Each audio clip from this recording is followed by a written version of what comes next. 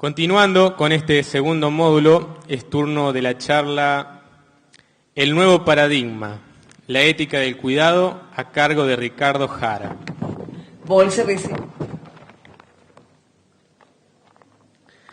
Ricardo es ingeniero agrónomo, presidente de ISK Argentina.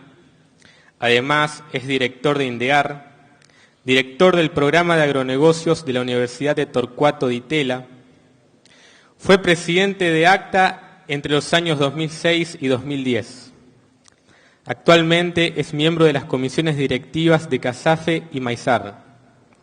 Presidente de la Confederación de la Sociedad Civil, del Foro del Sector Social y de Solidagro. Gestor de la red Nutrición 10, Hambre Cero, con más de 2.000 organizaciones. Ricardo, muy buenas tardes y bienvenido.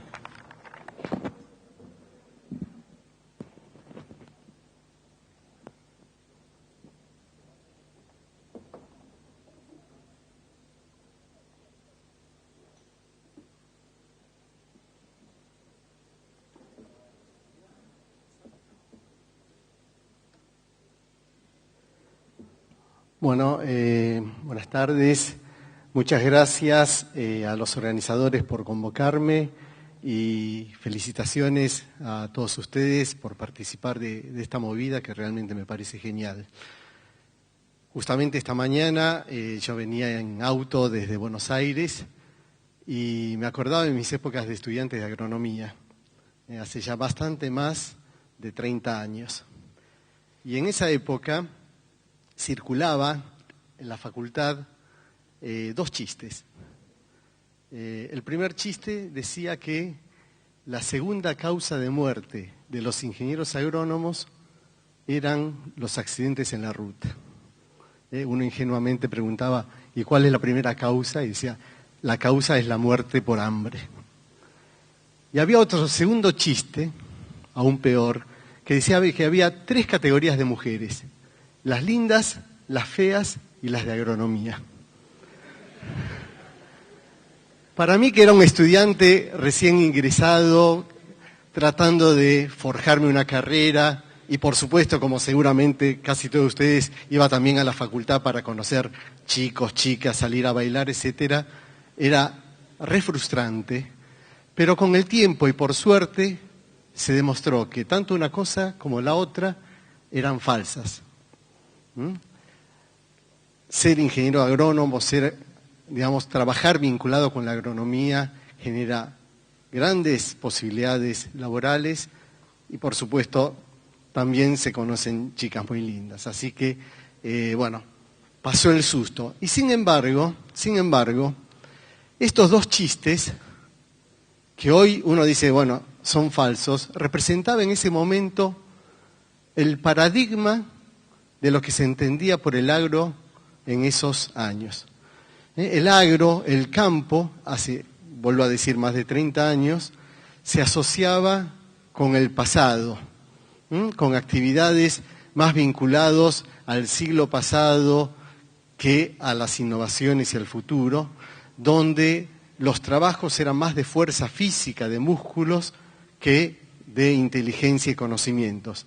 Y por ende también trabajos más asociados al hombre, a lo varonil, que a lo femenino. Este falso paradigma o este viejo paradigma me permite introducir un poquito esta charla, que es justamente para tratar de utilizar esta hora que sigue para reflexionar sobre paradigmas, cosmovisiones y sobre todo tratar de entablar entre todos un nuevo paradigma. Para quienes no me conocen, ahí figura, un listado de mi prontuario, pero quisiera rescatar de acá dos o tres cosas nomás. Por un lado, comentarles que yo soy producto de la educación pública. Esto significa que yo estudié una escuela primaria de barrio del Estado, después hice la secundaria en el Colegio Nacional de Buenos Aires y finalmente la carrera universitaria en la Facultad de Agronomía de la UBA. Y creo que pude hacer todos estos estudios y recibirme porque existía la universidad y la educación pública. Yo por un tema familiar, a los 14 años, papá falleció, entonces de pronto nosotros que éramos de una clase media normal nos encontramos con una situación sumamente complicada desde el punto de vista económico y seguramente si no hubiese sido por la educación pública no hubiese podido terminar tal vez ni la secundaria ni la universidad. Entonces quisiera aprovechar este espacio, este pequeño espacio, para que tengamos muy presente esto y que entre todos defendamos siempre la educación pública de calidad. Después me pude recibir y a los 25 años viajé por primera vez en avión. Levanten ustedes las manos, ¿quiénes viajaron alguna vez en avión? Muchos, unos cuantos. Era otra época. Hace más de 30 años, por ejemplo, no existía Internet, no existían los celulares. Por supuesto, la siembra directa era apenas una cosa incipiente, desconocida. No existía la biotecnología y mucho menos la agricultura de precisión. Fíjense cómo las cosas han cambiado en 30 años y lo que es más importante, cómo van a cambiar de aquí en 30 años cuando ustedes tengan que desarrollar sus profesiones. Otro momento que me tocó vivir en mi carrera profesional fue en el conflicto en el 2008 por la resolución 125. Y ahí me di cuenta y traté sobre todo de hacer entender a la población, especialmente a la urbana, de que la Argentina, para que progrese, no podemos trabajar sin el agro y mucho menos contra el agro. Y de la misma manera, quiero recalcarles que no se puede pensar una producción agropecuaria sin tecnología y mucho menos en contra de la tecnología.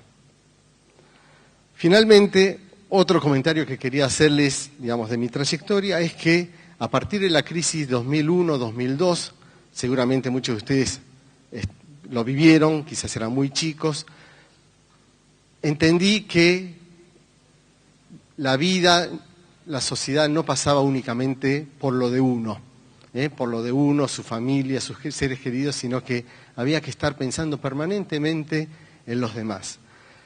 Durante estos más de 10 años trabajé mucho en lo que se conoce como responsabilidad social empresaria, pero básicamente se refiere a la sustentabilidad, en lo productivo, lo económico, lo social, lo ambiental, y realmente lo que pude aprender en estos años, justamente trabajando con organizaciones sociales, con movimientos de base, etcétera, es muchísimo, y parte de ese aprendizaje es lo que quisiera volcar en esta charla de hoy.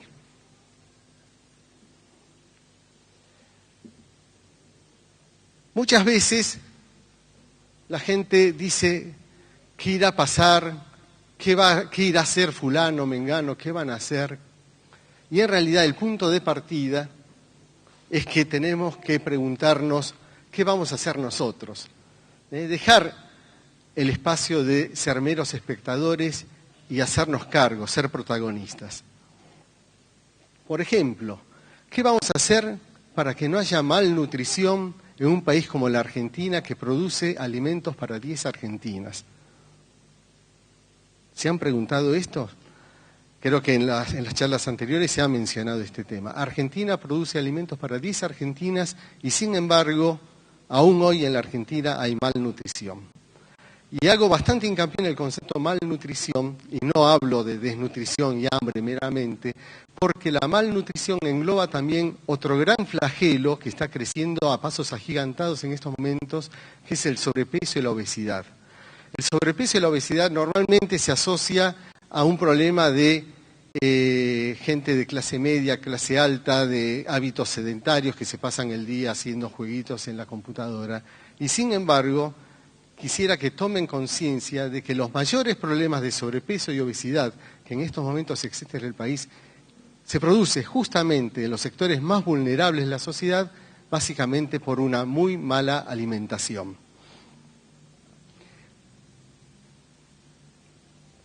¿Qué vamos a hacer para mejorar el acceso a la educación? Porque no tener una buena educación primaria, secundaria, universitaria, es hipotecar el futuro de la gente.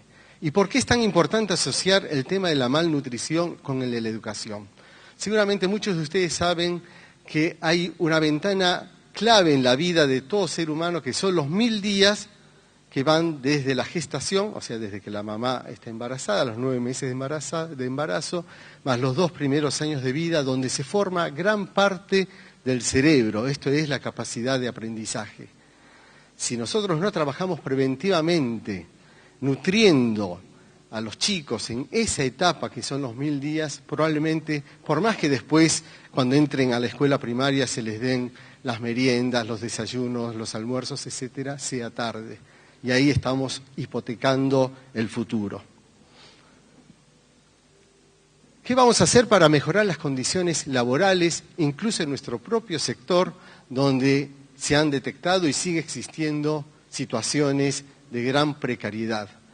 Nosotros, ustedes como futuros profesionales, tienen que tener permanentemente en cuenta estos deberes, ¿no es cierto? Trabajar sobre la buena nutrición, trabajar sobre la educación, trabajar sobre las condiciones laborales. ¿Qué vamos a hacer para promover las buenas prácticas agrícolas? Y sobre esto no voy a profundizar porque ya hubieron varias charlas anteriores y creo que mañana también van a haber charlas mucho más especializadas sobre estos temas, pero lo importante es que tenemos que trabajar.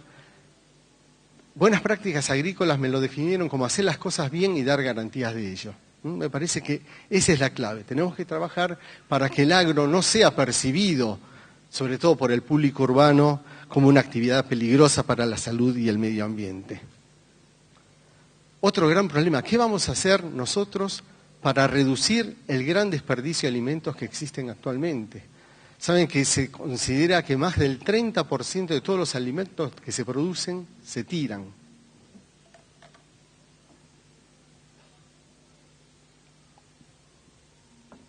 Estos son los verdaderos desafíos de cara al futuro. ¿Qué vamos a hacer para que pueda haber un buen acceso a la vivienda digna y sobre todo al agua potable? Ustedes saben que más de la mitad de la población argentina no tiene acceso al agua potable. Y otra cosa muy importante, ¿qué vamos a hacer nosotros para fortalecer el desarrollo del interior del país, para frenar esta continua migración del campo a la ciudad, generando estas situaciones actuales de hacinamiento en los grandes conurbanos de Buenos Aires, Rosario, Tucumán, donde se considera que en estos momentos hay más de 1 millón de jóvenes que ni estudian ni trabajan? Esos son los que se llaman jóvenes niní, que son el caldo de cultivo para la droga y el narcotráfico. Entonces, vamos a recurrir a una frase de Mahatma Gandhi, que dice que la diferencia entre lo que hacemos y lo que somos capaces de hacer bastaría para solucionar la mayoría de los problemas del mundo. Y uno dice, bueno, pero si es tan fácil, ¿por qué no lo hacemos? Y ahí es porque tenemos como una parálisis paradigmática, tenemos una cosmovisión equivocada y por eso, digamos, la parte central de la charla se va a centrar en presentarles un nuevo paradigma que es la ética del desarrollo. Para que quedemos todos en claro y hablemos el mismo idioma. ¿Qué es un paradigma? El paradigma es un conjunto de experiencias, creencias y valores que afectan la forma en que un individuo, una persona percibe la realidad y la forma en que responde a esa percepción. Los paradigmas van cambiando a lo largo de la historia. En algún momento el paradigma era el paradigma del guerrero, después era el paradigma del empresario exitoso. Hoy vamos a presentar un nuevo paradigma que es el paradigma del cuidado. Un paradigma dominante es justamente el paradigma que contiene los valores y sistemas de pensamiento compartidos por una gran parte de la sociedad en un momento determinado. Y esos son, digamos, los patrones culturales, el contexto histórico que determinan el paradigma dominante. Y el cambio paradigmático, que es lo que estamos planteando, ocurre cuando ese paradigma dominante es reemplazado por otra cosmovisión. El paradigma de la ética del cuidado contiene dos conceptos. Por un lado la ética y por otro lado el cuidado. Voy a hablarles brevemente sobre la ética. Amartya Sen, Premio Nobel de Economía del año 1998, justamente por haber desarrollado la economía de la ética, dice que la falta de equidad representa uno de los problemas centrales del mundo global y se ve reflejado tanto en situaciones de exclusión como en las de inclusión desigual. Situaciones de exclusión son fáciles de entender. Cuando en un país la gente no puede votar, estamos excluidos de la democracia. Lo que no es tan fácil de entender es el concepto de la inclusión desigual.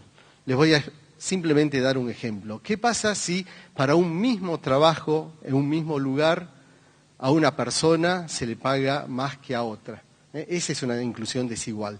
Y ese tipo de situaciones ocurren aún hoy en muchísimas partes, e incluso en la Argentina, donde de pronto para un mismo trabajo gerencial al varón se le paga más que a la mujer.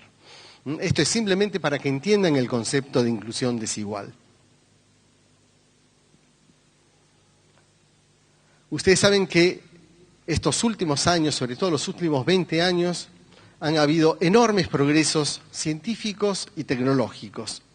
Y eso lo que ha generado es una cada vez mayor interdependencia entre las personas, dando lugar a lo que hoy se conoce como la sociedad del conocimiento, donde de alguna manera la sabiduría, la información, el conocimiento es lo que predomina. Y en esta situación de la sociedad del conocimiento, donde predomina justamente la información, se ha producido un fenómeno bastante interesante, que es que, por un lado, la pobreza en términos absolutos se redujo en forma fenomenal, y ahora vamos a ver con ejemplos por qué, y sin embargo la brecha entre los más ricos y los más pobres, eso que se mide con un índice que se llama índice de Gini, ha aumentado.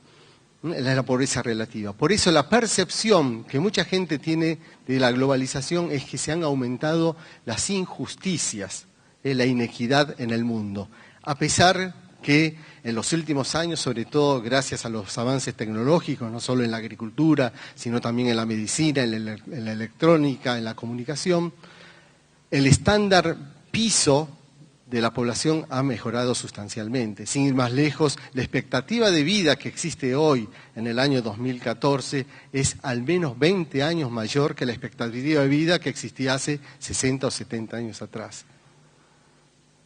Hoy, cualquiera de ustedes deben tener celulares, espero que apagados, ¿no es cierto? Cualquier celular, hasta el más berreta que tienen hoy, es mejor celular que el que tenía George Bush cuando era presidente. Eso muestra claramente lo que ha sido el fenomenal avance tecnológico en los últimos años. Entonces, el debate no pasa si el proceso de globalización es bueno o malo, sino que pasa por la equidad y justicia en la distribución de los beneficios de la globalización. Entonces salgamos de esa discusión de estar en contra de la globalización cuando mientras tanto estamos usufructuando todos los beneficios de la globalización, el uso de Internet, las redes sociales, etcétera. Tenemos que centrar el debate y la discusión en de qué manera logramos una distribución equitativa y justa de esos beneficios.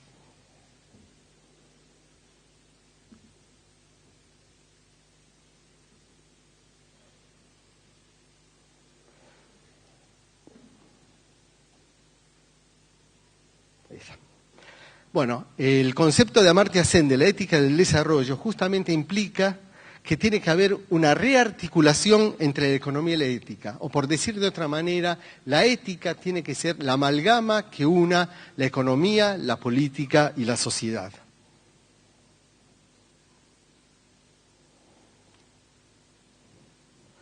Y eso requiere no solo de políticos, sino también de dirigentes éticos y sobre todo de ciudadanos responsables.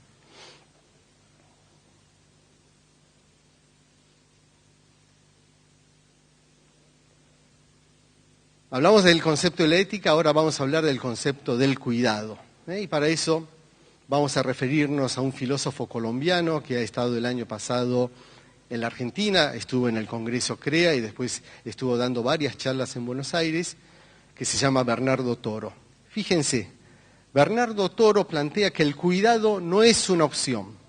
Dice, ¿aprendemos a cuidar o vamos a perecer como especie humana? Es muy drástico. ¿Aprendemos a cuidar o vamos a perecer como especie humana? ¿Y qué significa aprender a cuidar? ¿Qué significa saber cuidar?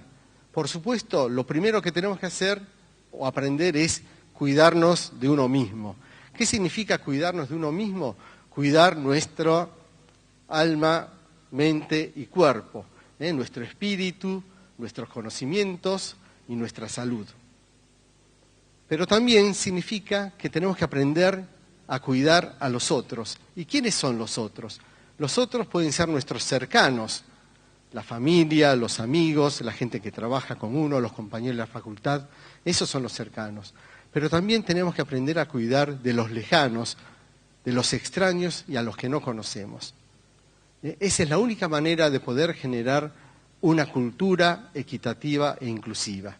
¿De qué manera? Por ejemplo, cuidando que todos podamos acceder a una educación de calidad, a una salud de calidad y a bienes públicos, que el parque, que la vereda, que la calle sea un lugar, un espacio donde todos podamos convivir armónicamente y en paz. Y por supuesto, saber cuidar significa cuidar del planeta. El planeta es nuestra casa. ¿Y cómo podemos cuidar del planeta? Bueno, varios de los temas que han planteado Miguel Taboada y Jorge Adámoli, ¿no es cierto? Trabajar cuidando el agua, el suelo, cuidar de que no aumente la emisión del efecto invernadero, etcétera, etcétera.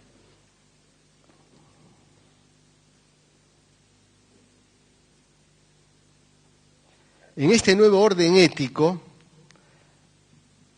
en este nuevo paradigma de la civilización, la sociedad civil, la empresa y el Estado, las tres partes tienen que estar trabajando en forma sinérgica, porque si no la supervivencia misma de la raza humana está en juego.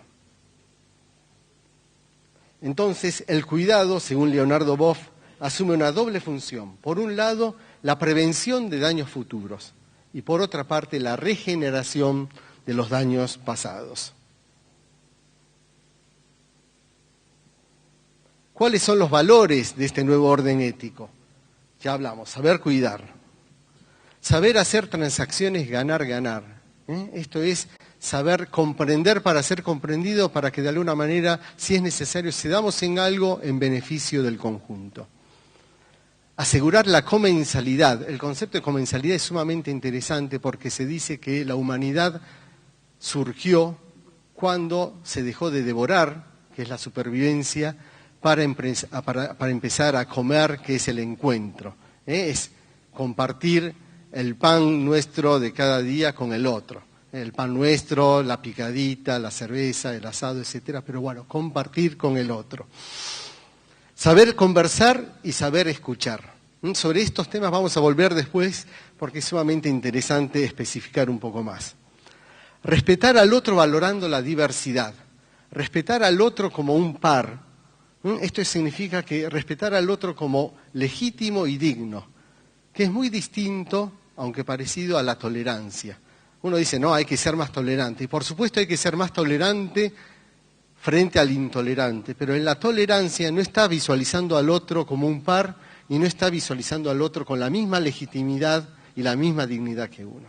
De ahí que es tan importante trabajar en el respeto y sobre todo en un mundo cada vez más interactivo, donde seguramente en la Argentina recibiremos millones de personas que vengan de África, de China y de otros países. Tenemos que desarrollar la hospitalidad. Hace ya más de 50 años, Martin Luther King, ante más de 100.000 personas, dio un discurso maravilloso, que muchos de ustedes seguramente conocen, que es Yo tengo un sueño. Yo tomé solamente una pequeña frase de ese discurso invito a ustedes que en algún momento googleen y lean todo el discurso de Martin Luther King. Martin Luther King decía: hoy tengo un sueño, el de que mis hijos vivan en una nación en la que no sean juzgados por el color de su piel, sino por la esencia de su carácter. Fíjense qué interesante. Martin Luther King muere asesinado poco tiempo después, pero sin embargo, 50 años después, hoy en Estados Unidos, la gente vota sin tener en cuenta el color de la piel, la raza ni la religión. Vota por el carácter y la capacidad de las personas. Vamos a hacer un mini intervalo musical. A ver. ¿No sale?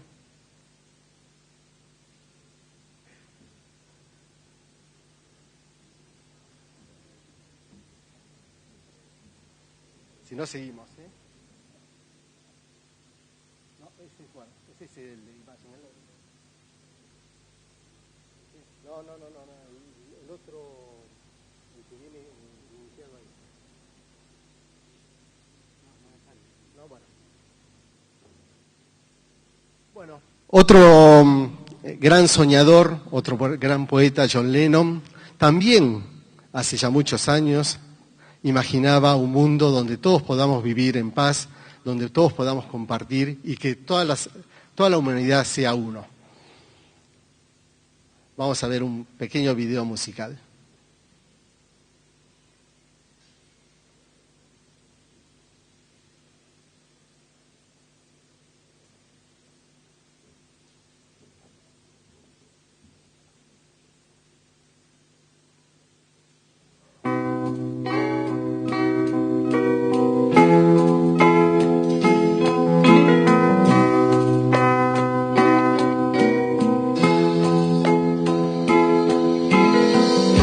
Imagine there's no heaven. Pueden prender encendedores de ese día. No hell below us. Above us only sky. Imagine all the people living for today. Imagine there's no countries. It isn't hard to do. Nothing to kill or die for. And no religion. Imagine all the people living life in peace. You might say I'm a dreamer, but I'm not the only one. Hope someday you'll join us, and the world will live as one.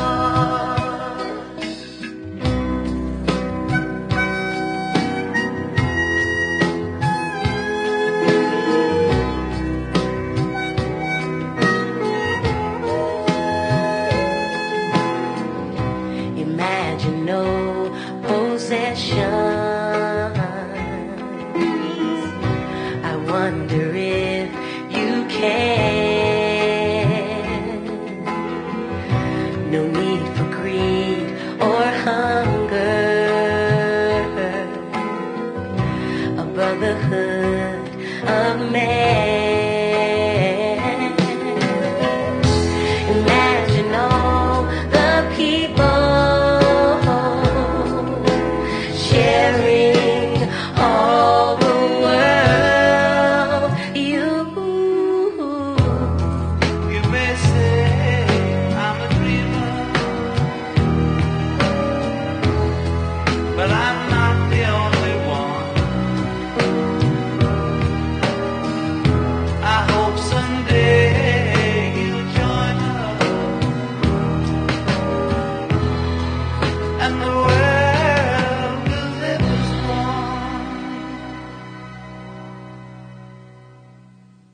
Bien, a John Lennon lo asesinaron en 1982. Yo estaba justo terminando la facultad en esos momentos y todavía me acuerdo cómo lloré esa mañana.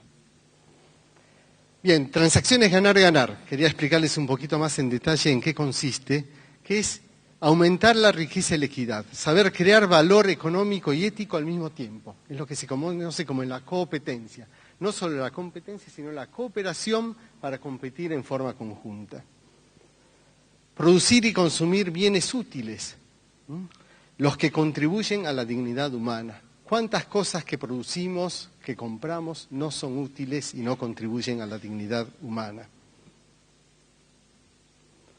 Aumentar la calidad y duración de los bienes y disminuir su obsolescencia para racionalizar el uso de energía. Todas estas cosas hacen a la transacción ganar-ganar. Y aumentar la transparencia pública del Estado, las empresas y las organizaciones de la sociedad civil. Fomentar el consumo consciente, básicamente reducir el consumo, reutilizar, reciclar, todo eso que me parece que la gente más joven tiene mucha más conciencia que los que tenemos cierta edad.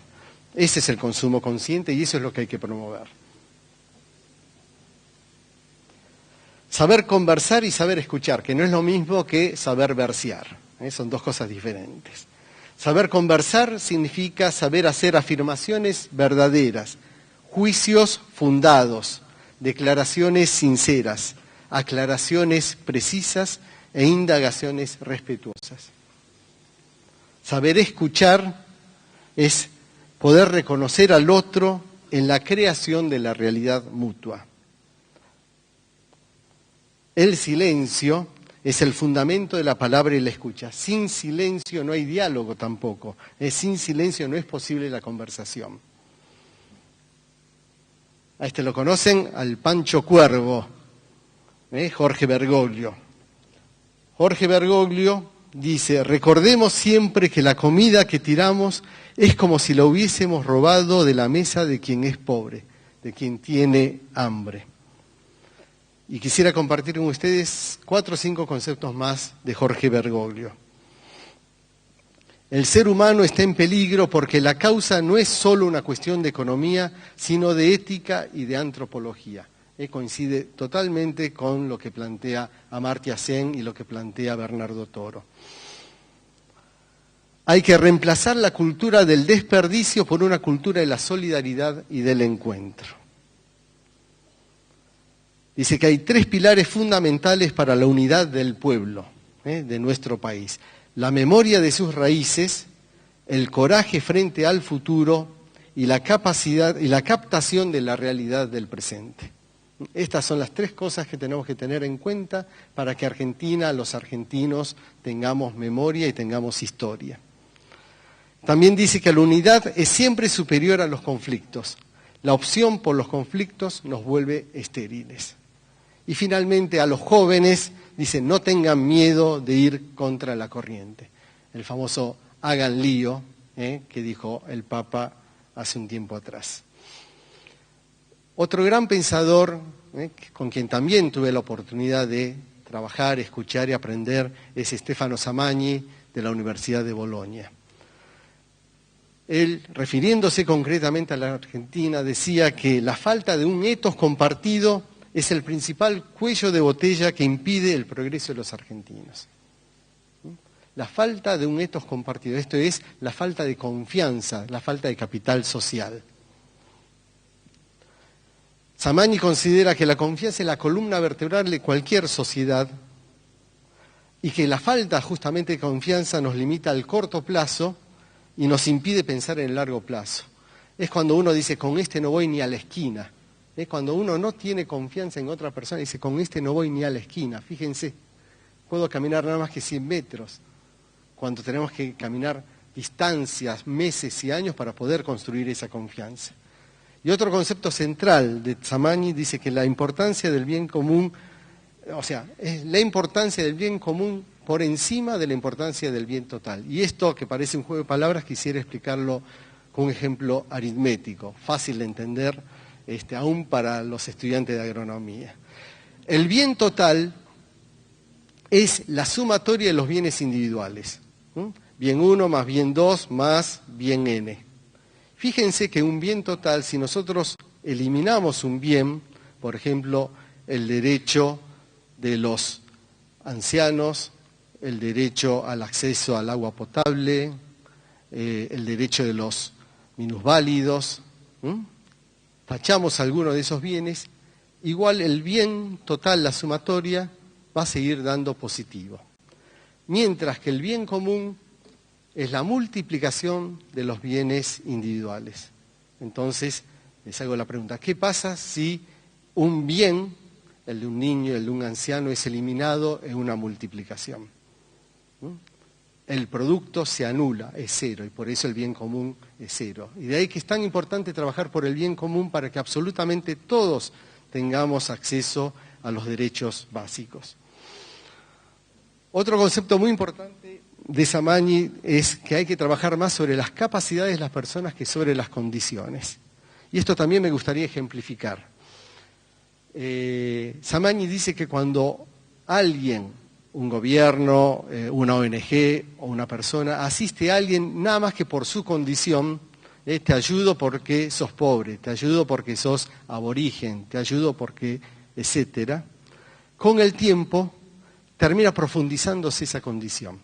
Que la única manera de poder sacarlo de esa condición es trabajando sobre las capacidades.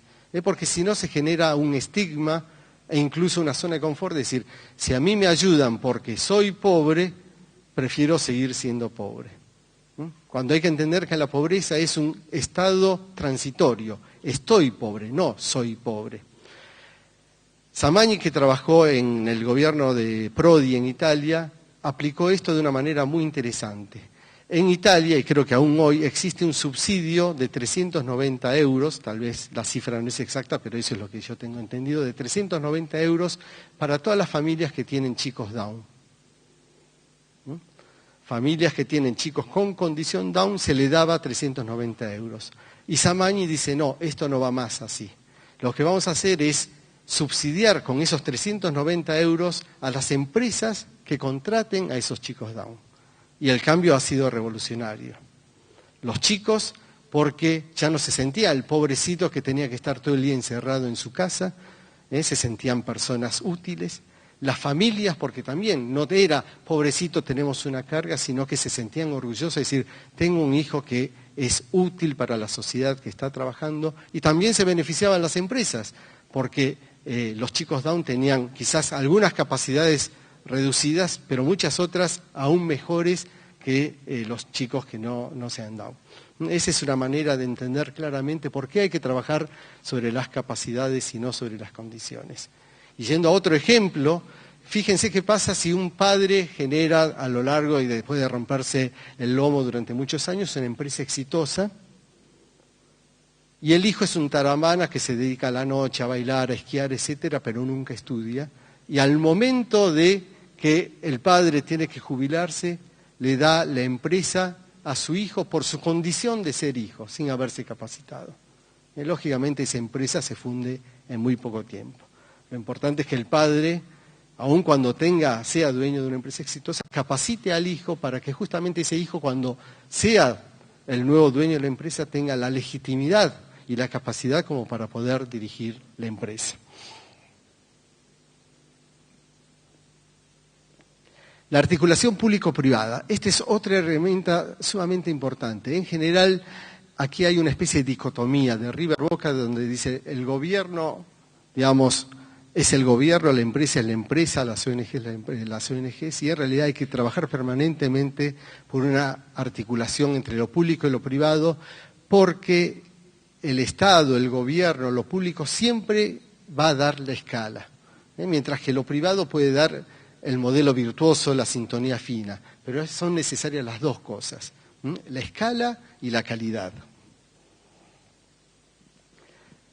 Otro pensador, Daron Acemoglu, del MIT. Él, no sé si han leído, conocen o han escuchado nombrar, él editó hace muy poco, en el año 2012, un libro que es bestseller, que se llama ¿Por qué fracasan las naciones? Él plantea se hace este interrogante. ¿Qué hace que algunos países se enriquezcan mientras otros continúan tercamente en la pobreza? ¿Por qué los países fracasan, incluso sistemática y deliberadamente? Y da la siguiente respuesta. Dice que hay países que tienen regímenes inclusivos, que son los que crecen en forma sostenida. Tienen regímenes inclusivos aquellos países que tienen instituciones políticas y económicas sólidas, que incentivan la igualdad de oportunidades, la actitud emprendedora, el respeto por la propiedad privada y una redistribución equitativa y constructiva. Y como contracara, existen los países pobres o que fueron ricos y empobrecieron porque tienen regímenes extractivos. Regímenes extractivos que concentran el poder, generan clientelismo, corrupción y desigualdad en las oportunidades. Es sumamente interesante esta división de países inclusivos y países extractivos, y él da dos ejemplos. En realidad en el libro da muchísimos ejemplos, pero voy a darle dos ejemplos justamente para no se perciba como que estoy hablando de nuestro país. Corea. Corea es una isla chiquita donde existe el mismo clima, la misma raza, la misma religión, al menos en su origen, y sin embargo está dividido en Corea del Norte y Corea del Sur. Corea del Sur progresa enormemente año tras año, mientras que Corea del Norte tiene un régimen autocrático, autoritario, donde no hay nada de transparencia y donde no hay ningún derecho humano. Otro ejemplo en la historia ha sido las Alemania, separados por el muro de Berlín. Alemania oriental, occidental. También podemos hablar de la Italia del norte y del sur. Esto es importante entender porque a veces uno cree que los países que progresan son países que tienen buenos climas, buenos suelos, buenas aguas. Y en realidad, por ejemplo, Argentina, ¿no es cierto? Tiene buenísimos suelos, agua, etcétera. Pero esas son ventajas comparativas. Nosotros tenemos que transformar esas ventajas comparativas en ventajas competitivas si realmente queremos progresar como nación.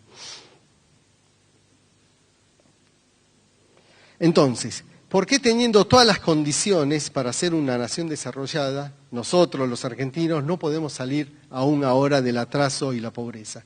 Y el diagnóstico es que la Argentina sufre de una rara enfermedad que se llama parálisis paradigmática, que nos impide entender, asumir y promover los cambios necesarios para que las cosas funcionen. Tenemos que entender que el progreso ocurre cada vez que lo que damos por hecho es desafiado. Como por ejemplo la siembra directa. Hasta ese momento se creía que la única manera de poder cultivar era arando el suelo, hasta que aparece una tecnología como la siembra directa que genera un enorme cambio paradigmático. Y así podemos encontrar muchísimos ejemplos. Haruki Murakami, un novelista japonés, no sé si lo han leído, tiene varios libros súper interesantes todos, pero en su novela 1Q84 hay una frase que dice que la mayoría de las personas no creen en la verdad, sino que creen en lo que les gustaría que sea la verdad. Repito, la mayoría de las personas no creen en la verdad, sino en lo que les gustaría que sea la verdad. En general, y a veces me incluyo, hablamos a partir de supuestos o porque escuché o porque vi y no verificamos si esa información es verdadera. Hay mucho bla, bla, bla, mucho piripipí, mucho me parece que. Y lo que tenemos que hacer es evitar opinar a partir de supuestos, mitos e imaginarios, repitiendo simplemente lo que escuchamos sin comprobar su veracidad. Nadie debe creerse ni sentirse a su vez dueño de la verdad. Cada uno tiene su porción de verdad. No tenemos que seguir actuando como opinólogos desde el cómodo sillón del living o desde en el bar de la facultad. No tenemos que encerrarnos en ideologías y en dogmas. Tenemos que tener la capacidad, sobre todo ustedes que son jóvenes, son universitarios, de generar pensamiento propio y crítico. Otro grande contemporáneo, Steve Jobs, De paso, les recomiendo muchísimo a quienes aún no lo hayan visto, que googleen o que entren a YouTube y vean el discurso de 14 minutos que dio Steve Jobs en la Universidad de Stanford. Es un discurso maravilloso que termina con el Be Hungry, Be Foolish, que es espectacular. Pero yo extraje de ese discurso una frase, solamente una frase. Tu tiempo es limitado, no lo pierdas viviendo la vida de otro. No quedes atrapado en el dogma, que es vivir con los resultados del pensamiento de otras personas. Otto, amigo común de Jorge y mío, decía, creo que es la misma frase, pero yo lo tenía un poquito diferente. A los argentinos no les va mal por ser como son, sino por hacer lo que hacen.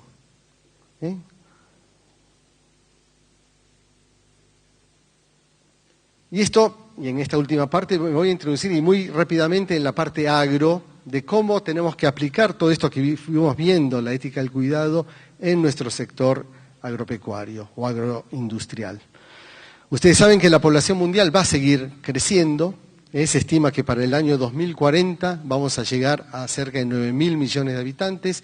En estos momentos somos 7.200 y probablemente después se amesete e incluso se cree que la población mundial se va a estabilizar en los 8.800, 9.000 millones de habitantes. De todas maneras, es un montón de gente.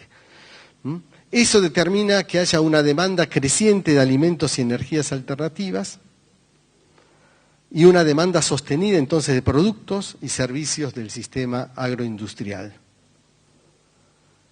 Todo el mundo cuando habla de la demanda alimentaria, habla de China, India y por supuesto son los dos países que hoy por hoy están traccionando la demanda, pero tengan en cuenta que en los próximos años también la demanda va a ser muy importante en otras regiones de Asia, en África y en Latinoamérica. Y en ese contexto, el sistema agroindustrial argentino representa la principal cadena de valor. Y este es un tema que quizás no es tan conocido, pero que vale la pena tener, digamos, en cuenta. El agro argentino aporta más del 50% de las exportaciones y genera más de la tercera parte de los trabajos en el país. Esta última parte quizás no se conoce porque uno imagina el trabajo del agro como un trabajo tranqueras adentro y sin embargo el transporte, el servicio, la banca, un maxi kiosco es un delivery del agro. Cuando está vendiendo galletitas, leche, cerveza, etcétera, es un delivery del agro. Todo eso, todo ese sistema, toda esa cadena es la que de alguna manera da soporte al agro argentino. Su alta competitividad es reconocido y visualizado en todo el mundo. Argentina es considerado mundialmente como un país absolutamente estratégico para garantizar la seguridad alimentaria. Lo que es importante es que tenemos que adaptar, más que adoptar, las realidades que existen a las circunstancias propias y, por otra parte, adaptarnos nosotros a las necesidades del mundo y no seguir pretendiendo que el mundo se adapte a nosotros. Sería algo así. Esto es adaptarse. ¿Cuáles son los desafíos que tenemos nosotros como profesionales del agro de cara al futuro? No voy a ahondar, pero compatibilizar la producción con el medio ambiente como las dos caras de una misma moneda. Frase cuyo autor es Jorge Adamoli, lo menciono antes que me cobre copyright. Generar trabajo en cantidad y calidad para fortalecer el desarrollo integral del país y mejorar la integración social. Contribuir a garantizar la seguridad alimentaria y nutricional. En síntesis, promover la sustentabilidad en sus tres vertientes: productiva, ambiental y social. Realmente el agro tiene un enorme potencial y tenemos que aprovecharlo. Norman Borlaug, seguramente también han escuchado hablar de él, es Premio Nobel de la Paz de 1970, lo conoce como el hombre que salvó millones de vidas a partir de la genética y la creación de los trigos híbridos. Dice que los problemas se solucionan con la ciencia y no tanto con las ideologías. El futuro de nuestro país dependerá sin dudas de la competitividad que tenga el agro. Se requerirán inversiones productivas que permitan generar riqueza, pero para eso también necesitamos que existan reglas de juego claras, previsibles, porque las inversiones vienen justamente cuando hay confianza. Se necesita justamente porque la capacidad de seguir creciendo en superficie es bastante limitada, cada vez mayor incorporación de innovaciones tecnológicas. Esto es más conocimiento por metro cuadrado. Frase de Fernando Vilela que seguramente esta mañana lo debe haber dicho.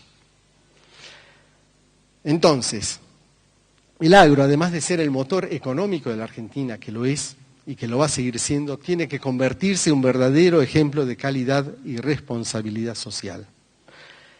Caso contrario, estaríamos mandando a Messi al banco de suplentes. Ahora que se nos acerca el Mundial y cada uno de nosotros como hincha de fútbol, ¿cómo nos sentiríamos con Sabella si decide mandar a Messi al banco de suplentes? Lo mataríamos. Bueno, muchas veces cuando se ataca el agro o cuando no hacemos el agro bien hecho, con calidad, con buenas prácticas, con responsabilidad, estamos mandando a Messi al banco de suplentes. Peter Drucker, un gurú de todo lo que es el management moderno, decía que solo progresan aquellos que son capaces de visualizar el futuro a través de las oportunidades. Tenemos que cambiar la realidad a partir de un profundo cambio de actitudes. Entender que es mucho mejor aprender que empecinarse a tener razón. Estamos en una era donde el aprendizaje permanente va a ser prácticamente la clave de competitividad. Entonces, en vez de empecinarnos a tener razón, tener que estar aprendiendo permanentemente. Transformar las oportunidades en realidades. El futuro no se adivina ni se proclama, sino que se construye. Un gran constructor, Oscar Alvarado, que ha sido presidente de CREA hasta el año 2010 y que falleció ese año pocos días después del Congreso CREA, decía que no habrá empresas exitosas en sociedades que fracasan, ni sectores prósperos en países que no progresan. Tenemos que construir a partir de la inteligencia argentina en lugar de seguir queriendo hacer cosas a través de la viveza criolla. Ganar un partido metiendo un gol con la mano puede servir justamente para ganar un partido, pero no para ganar campeonatos. Construir a partir de las ideas lógicas más allá de las ideologías. Construir sobre lo construido en lugar de pretender reinventar la rueda. Construir un camino común de visiones compartidas. Esto es lo que se ve hoy desde el satélite si uno mira lo que es la Argentina de noche. Gran parte del país a oscuras y unas pocas ciudades, Rosario, Buenos Aires, Tucumán, que están iluminados. Los invito a ustedes, como futuros profesionales del agro, para que esto sea la Argentina. Es un país que de noche esté estrellado, con muchísimas ciudades del interior pujantes, a partir de la fuerza del agro. Yendo un poco al lema del Congreso de ustedes, hay que luchar por las ideas con la fuerza de las ideas. Pero hay que pasar de las ideas a la acción y de la acción a los hechos. Transformar las múltiples iniciativas en concretas terminativas. Imagínense por momento ustedes un pulpo, pero no un pulpo a la gallega, un plato en un restaurante, sino un pulpo vivo. Imaginen ese pulpo ahora con patines. Imagínense un pulpo en patines. ¿Se lo imaginan? Va para un lado, va para el otro, se mueve frenéticamente, pero no avanza. Eso es lo que tenemos que evitar. Una cosa, es importante ser proactivo, es importante comprometernos, pero tenemos que trabajar para que todas las iniciativas se concreten en terminativas. Tenemos que reclamar nuestros derechos, pero también asumir nuestros deberes. Es la reciprocidad. Tenemos derechos, pero tenemos que cumplir con deberes. Tenemos garantías, pero también tenemos obligaciones. Tenemos que asumir responsabilidades más que seguir buscando culpables. Otra Argentina es posible, depende de nosotros. Muchas gracias.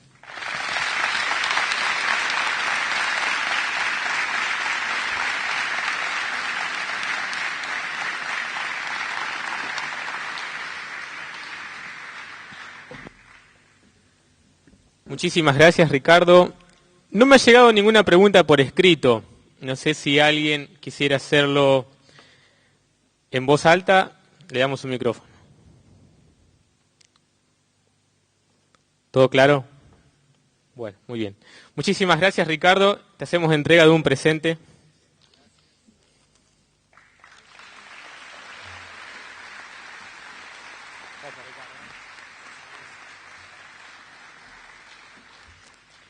Bueno, chicos, se ha terminado el primer día de este segundo Congreso Nacional de Estudiantes de Agronomía. Les voy a explicar un poco cómo vamos a proceder esta noche. Recuerden que se le ha entregado una pulserita verde. Va a ser requisito para que puedan entrar esta noche a lo que va a ser el abrazado y la peña. A partir de las 7:30 horas o las 8, más o menos en ese rango de horario, ya va a estar disponible el fogón para todos aquellos que quieran comenzar a hacer sus asados. Ustedes deben organizarse para comprar la carne y todo eso. Nosotros le vamos a proveer de las parrillas, de las brasas y todo el instrumental que puedan necesitar. Mientras transcurre el abrazado va a haber una peña folclórica. Y recuerden también que si lo desean pueden traerse una carpa y